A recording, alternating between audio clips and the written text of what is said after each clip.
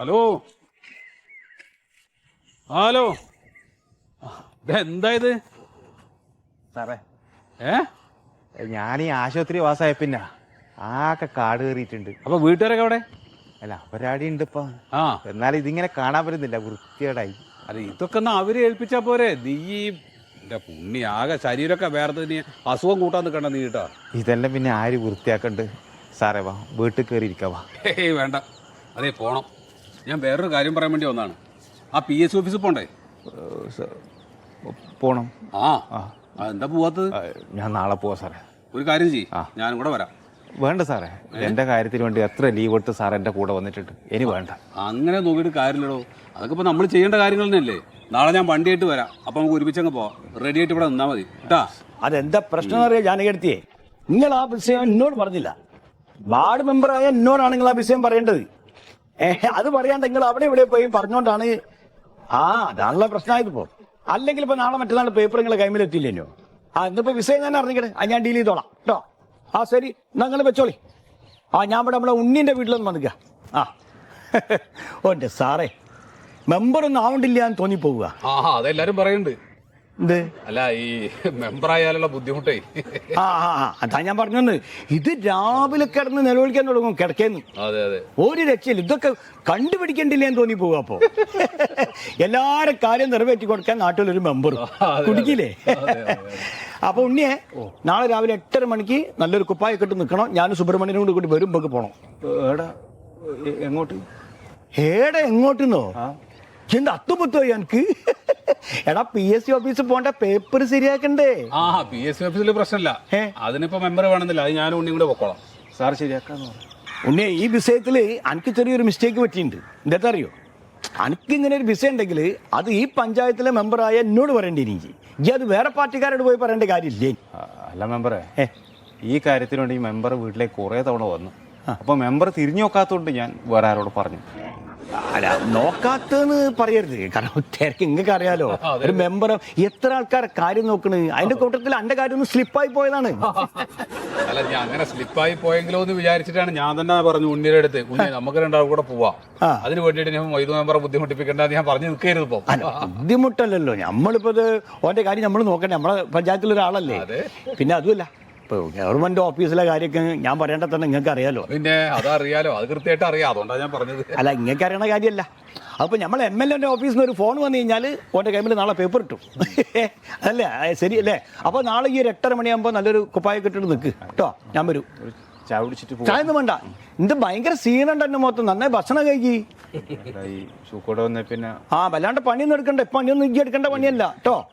ഒക്കെ ആരും കൊണ്ട് കടുപ്പിക്കാം നമുക്ക്. അപ്പൊ അതാ കണ്ടോ, അടുത്ത് വന്ന്. ഞാൻ പറഞ്ഞു ഒരു സൗകര്യം ഇല്ല ഇനി. ഇത് നമ്മളെ ഗണേശനാ. ഗണേശാ, പറി നമ്മളെ ഉണ്ണിന്റെ അടുത്ത്. മറന്നതല്ല, തിരക്കിനിടയിൽ ഒന്ന് സ്ലിപ്പായി പോയതാ. ഞാൻ പോട്ടെ, പറഞ്ഞ മതി കേട്ടോ. ഞാൻ നാളെ ഡീൽ ചെയ്യാം.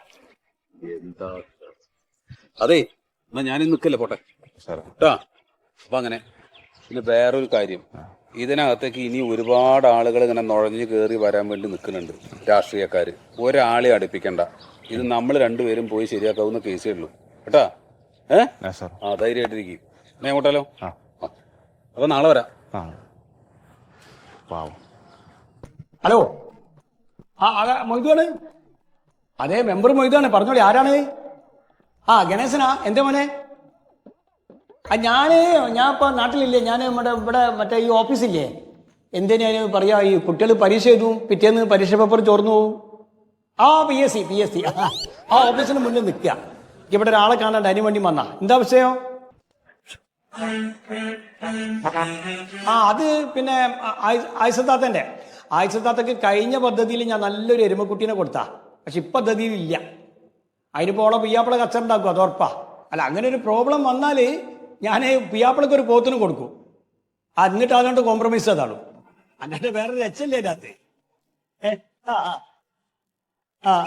വേറെന്താ വിഷയം?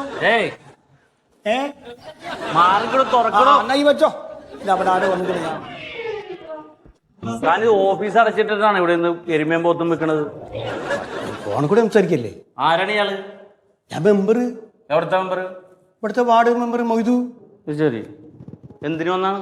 ഞാൻ ഇവിടെ ഒരു ആളെ കാണാണ്ട്, ഓഫീസിലൊന്നും കാണാണ്ട്. കാര്യം എന്താണെന്ന്? കാര്യം ചെറിയൊരു പ്രോബ്ലം ഉണ്ട്, അത് അവിടെ പറഞ്ഞോളാ. അവിടെ വരണയൊക്കെ കൊള്ളാതെ ഓഫ് ചെയ്തിട്ടേക്കണം കേട്ടാ. ആരും ഉപയോഗിക്കാത്ത സാധനം അപ്പൊ ഇതാരും ഉപയോഗിക്കാത്ത സാധനം. ഇവിടെ അങ്ങനെ പുറത്തോട്ട് മാറി നിന്നിട്ട് ഉപയോഗിക്കണം. വാതിലടച്ചിട്ട് നിന്നിട്ടാണ് അത്. എത്ര മുട്ടിയാനവിടെ തുറന്നില്ല, നിങ്ങൾ പോയിക്കോളി. വീട്ടിൽ നിന്ന് ഭാര്യനായിട്ട് കച്ചണ്ടാക്കി വരാൻ തോന്നുന്നു. അവന്റെ സ്വഭാവം ശരിയില്ല. വരുന്ന സമയം കണ്ടോ, 10 മണി കഴിഞ്ഞിക്കണ്.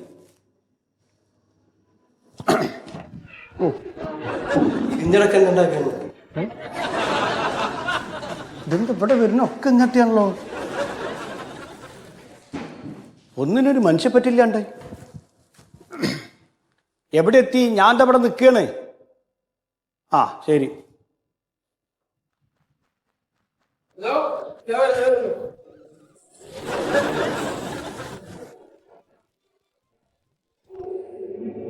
നല്ല തിരക്കുള്ള ഓഫീസാണ് തോന്നുന്നു.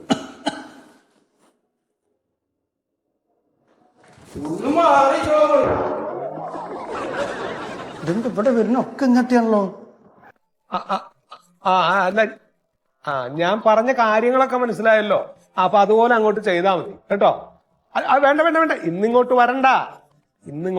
ഇന്ന് ആവശ്യത്തിനുള്ള ജീവനക്കാർ ഇവിടെ ഇല്ല. PSC പരീക്ഷ നടക്കുന്നതുകൊണ്ട് എല്ലാവരും അങ്ങോട്ട് പോയിരിക്കുക കേട്ടോ. ശരി ശരി, അങ്ങനെ ആവട്ടെ. ഓക്കെ. എന്താ വന്നേ? സാറേ നമസ്കാരം. നമസ്കാരം. ഞാൻ തേവലക്കര പഞ്ചായത്തിലെ ഒരു ജീവനക്കാരനാണ്. അവിടുത്തെ സെക്രട്ടറിയാണ്. ഞാൻ എന്താ വന്നതെന്ന് വെച്ചാല്, നമ്മുടെ ഓഫീസില് ഉണ്ണി എന്ന് പറയുന്ന ഒരാൾക്ക് ഡ്രൈവറായിട്ട് നിയമനം കിട്ടിയിട്ടുണ്ടായിരുന്നു. ഇപ്പൊ എന്താ പ്രശ്നം എന്ന് വെച്ചാല്, അദ്ദേഹത്തിന് ക്യാൻസർ ആണ്. ഇപ്പോ ഞാനെന്താ ചെയ്യേണ്ടത്? ഞാൻ എന്തെങ്കിലും സഹായം വേണമെങ്കിൽ ചെയ്യാം. അയ്യോ സാറേ, സാമ്പത്തിക സഹായത്തിനൊന്നും വേണ്ടി വന്നതല്ല. ഇയാളിപ്പോ ജോലിയിൽ കയറിയിട്ട് 2 ആഴ്ചയായിട്ടേ ഉള്ളൂ. അതുകൊണ്ട് സർവീസ് ഒന്ന് റെഗുലറൈസ് ചെയ്യണം. പിന്നെ സർവീസിൽ ഇരിക്കുക ഇനിയിപ്പോ എന്തെങ്കിലും സംഭവിച്ചു പോയാൽ, അങ്ങനെ സംഭവിക്കാൻ സാധ്യതയുണ്ട്. സർക്കാരിൽ നിന്ന് എന്തെങ്കിലും ആനുകൂല്യങ്ങൾ കിട്ടുകയാണെങ്കിൽ അത് കിട്ടട്ടെ. ഇനിയിപ്പോ ഭാര്യയ്ക്ക് ജോലി കിട്ടണമെങ്കിലും ഈ പോസ്റ്റ് ഒന്ന് അപ്രൂവൽ ചെയ്ത് കിട്ടണമല്ലോ. ഈ DDP-യിൽ നിന്നുള്ള അപ്രൂവലൊക്കെ കിട്ടിയിട്ടുണ്ടോ? ഉവ്വ് സാറേ, എല്ലാം ഉണ്ട്. എല്ലാം ഞാൻ കൊണ്ടുവന്നിട്ടുണ്ട്. പിന്നെ വലിയ കഷ്ടമാണ് സാറേ അദ്ദേഹത്തിന്റെ കാര്യം. ഇടിഞ്ഞു പൊളിഞ്ഞിട്ടുള്ള ഒരു വീട്, പിന്നെ 2 പെൺകുട്ടികള്. ഭയങ്കര കഷ്ടപ്പാടാണ്. വേറെ ആരും സഹായത്തിനും ഇല്ല. ഞാൻ തന്നെ ഇപ്പൊ പേഴ്സണലായിട്ട് ലീവ് എടുത്തിട്ടാണ് ഇപ്പൊ ഇതിന്റെ പിന്നാലെ ഓടിക്കൊണ്ടിരിക്കുന്നത്.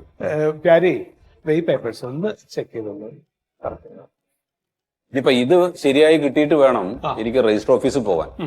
കാരണം 1.5-2 സെന്റോളം ഭൂമി ഉണ്ട് പുള്ളിയുടെ പേരില്. അതൊന്ന് വൈഫിന്റെ പേരിലേക്ക് മാറ്റണം. പേരെന്താ പറഞ്ഞത്? എന്റെ പേര് സത്യശീലൻ. മേരിക്കുട്ടിന്റെ വിഷയല്ലേ? ആ മേരിക്കുട്ടിന്റെ വിഷയം എന്നോട് സുബ്രഹ്മണ്യം പറഞ്ഞു. അതെന്താണെന്ന് വെച്ചാല്, ഓള് പ്രാവശ്യം താറാവിനാണ് അപ്ലൈ ചെയ്തത്. പക്ഷെ പ്രാവശ്യം പദ്ധതിയിൽ വന്ന് കൊയ്യ. അപ്പൊ എന്താക്കൂ?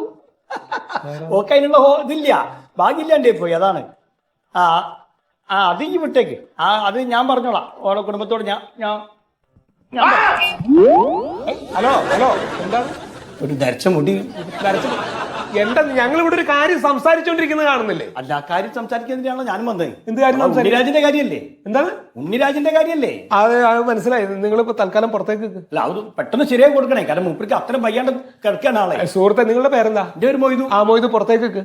ഞാനൊരു വാർഡ് മെമ്പറാണ്. അതാണ് നിങ്ങള്. അതെ, മനസ്സിലായി. ഞങ്ങളിവിടെ ഒരു കാര്യം സംസാരിച്ചോണ്ടിരിക്കല്ലേ? നിങ്ങൾ ഒരു സർക്കാർ ഉദ്യോഗസ്ഥനാണെന്നുള്ള അഹങ്കാരം ഈ വിഷയത്തിൽ നിങ്ങൾ കാണിക്കണ്ട. പുറത്തേക്ക് പുറത്തേക്ക്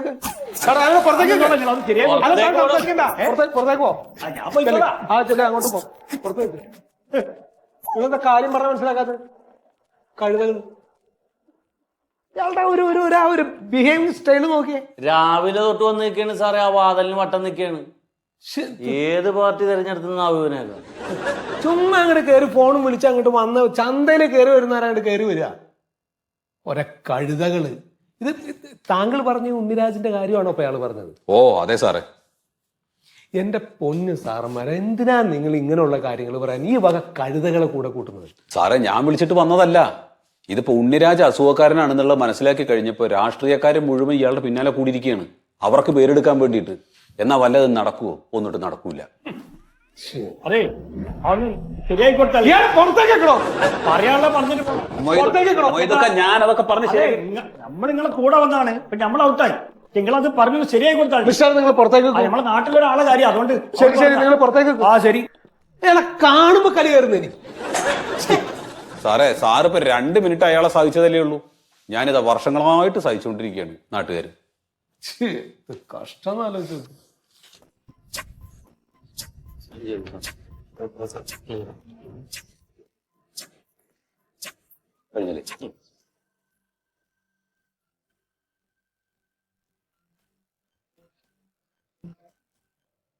റെഡിയായിട്ടുണ്ട് കേട്ടോ. ഓ ആയിക്കോട്ടെ സാർ. അപ്പൊ എനിക്ക് അപ്പൊ കാര്യങ്ങൾ വേഗം നടക്കട്ടെ. അപ്പൊ ഞാൻ മറ്റേ രജിസ്റ്റർ ഓഫീസിൽ പോകണം. ഓ അങ്ങനെ ആവട്ടെ, അങ്ങനെ ആവട്ടെ. അപ്പൊ വലിയ ഉപകാരം സാറേ. ഓ ആയിക്കോട്ടെ. എന്തോ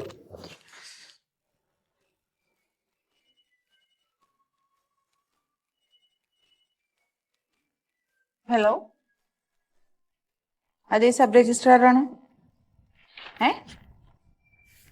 നിങ്ങൾ എന്താ കാര്യം എന്ന് പറ. ബിന്ദു മനോജോ? നിങ്ങൾ സൂക്ഷിച്ച് സംസാരിക്കണം. നിങ്ങൾ ആരോട് സംസാരിക്കണേന്ന് അറിയാമോ? ഇവിടെ ഞങ്ങൾക്ക് ഇവിടെ 100 കൂട്ടം പണികളുണ്ട്. പിന്നെ ഞാനെന്നാ അങ്ങോട്ട് പറ. മന്മത ഇങ്ങോട്ട് വേണം.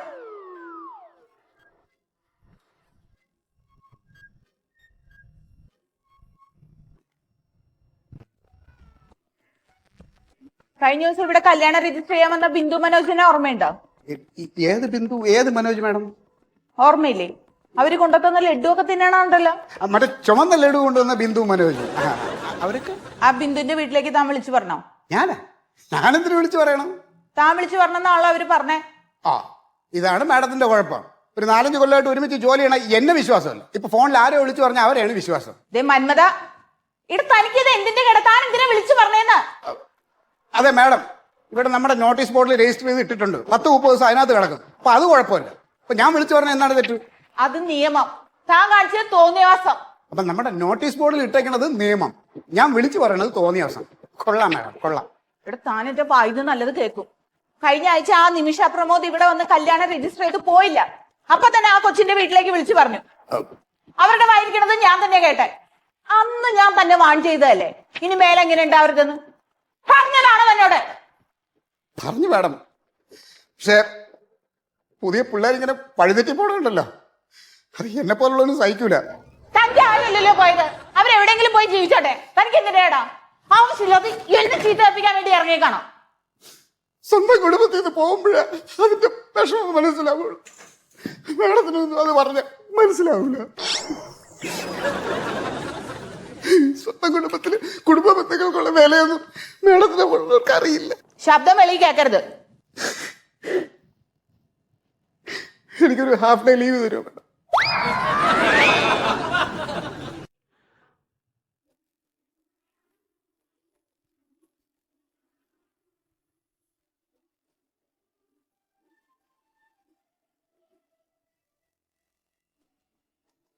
എത്ര സമയമായി ഉണ്ണിയെ?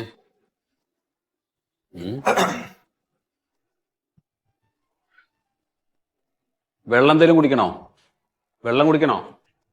മറ്റേ വെള്ളമല്ല, പച്ചവെള്ളം എന്തേലും വേണോ കുടിക്കാൻ? വേണ്ടേ?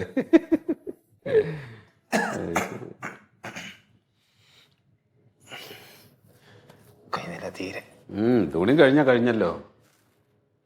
അല്ല, ഈ റേഷ് കഴിഞ്ഞാൽ പിന്നെ കഴിഞ്ഞല്ലോ എന്ന് പറയും.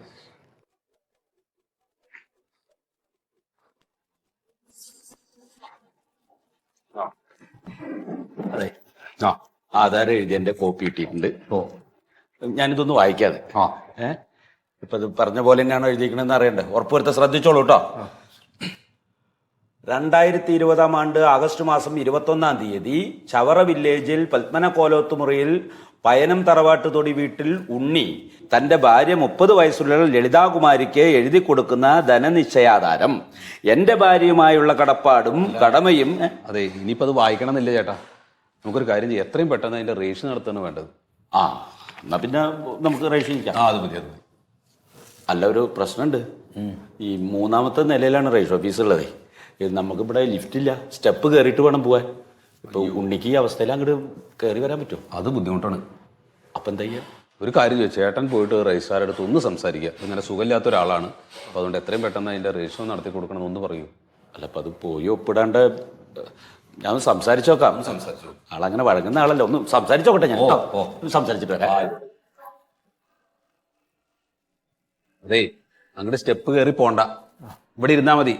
മൂപ്പര് പോയിട്ട് സംസാരിക്കട്ടെ. അപ്പൊ അത് ഇങ്ങോട്ട് കൊണ്ടുവന്നു കഴിഞ്ഞാൽ ഇവിടുന്നാണ് ഉപ്പിട്ട് കൊടുത്താൽ മതിയല്ലോ അല്ലേ?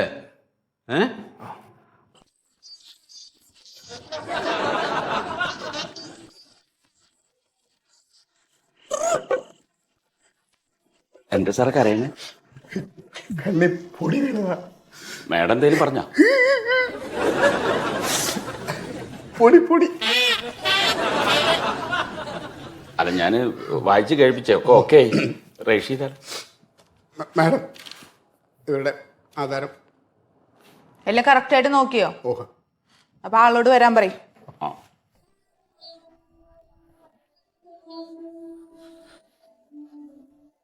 മാഡം ചെറിയൊരു കുഴപ്പമുണ്ട്. താനല്ലേ പറഞ്ഞ എല്ലാം കറക്റ്റ് ആണ്? അല്ല മാഡം, ഞാൻ പേപ്പറല്ല നല്ലോണം നോക്കി കറക്റ്റാണ് എല്ലാം ഒത്ത് നോക്കി. അതല്ല, ഈ പറഞ്ഞ ആൾക്ക് ഒപ്പിടാൻ വരാൻ പറ്റില്ല. വരാൻ പറ്റില്ലെങ്കിൽ രജിസ്റ്റർ ചെയ്യണ്ട. അല്ല ആള് വന്നിട്ടുണ്ട്. ഇപ്പൊ താനല്ലേ പറഞ്ഞ വരാൻ പറ്റില്ലാന്ന്? അല്ല താഴെ വന്നിട്ടുണ്ട്. ഈ 3 നില സ്റ്റെപ്പ് ചവിട്ടി കയറി ഇവിടെ വന്ന് ഒപ്പിടാൻ പറ്റില്ല. അപ്പൊ ഈ ഓഫീസ് എടുത്ത് താഴെ വെക്കണം.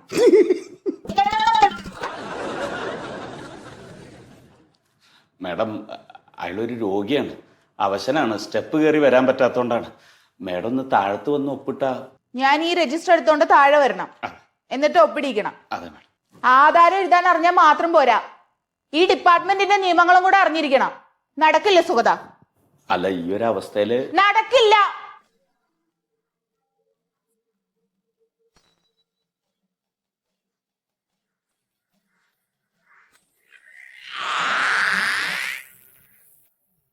പതുക്കെ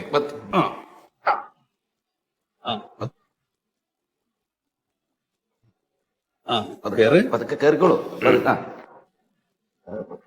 കയറാലോ. ഇതേപോലത്തെ 2 സ്റ്റെപ്പും കൂടി ഉണ്ട്.